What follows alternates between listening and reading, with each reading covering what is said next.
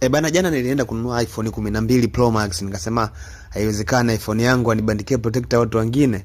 Sio kesi, kwa sababu Nabii Muni ni mtu ambaye 22 kipaji. Kila fani mimi naiweza. Nikaenda kununua protector kwa wadau. Au sio, ndo kama hivyo nikaanza kusafisha kioo changu hapa. Nikasema haiwezekani wanangu. Wewe, inawezekani simu yangu mimi abandike protector mtu mwingine, wakati mimi mwenyewe najua kama hivyo. Nikaseti hapo, nikaosha vizuri kama unavyoona hapa. Nikaseti vizuri, nikapangusa kioo fresh kwa unyenyekevu.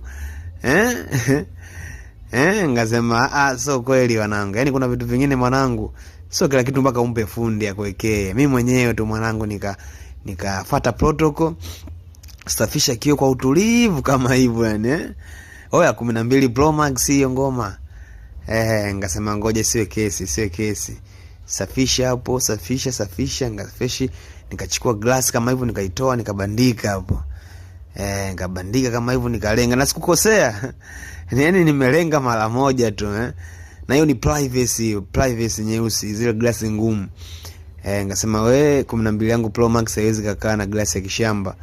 Nikaweka privacy kama nikashindilia kama hivyo fresh kinyamwezi.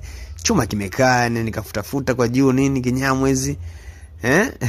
Nikacheki ngoma imekaa fresh, nikacheki kwa hivi nini.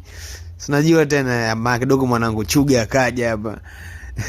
Chuga. Mwanangu Chuga akaja kama hivyo, ikaa fresh kabisa. Katia cover lake hapa la silicone la kinyamwezi.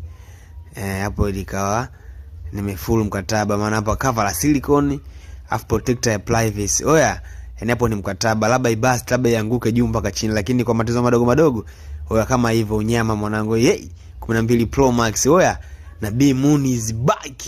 Oya, so poa wana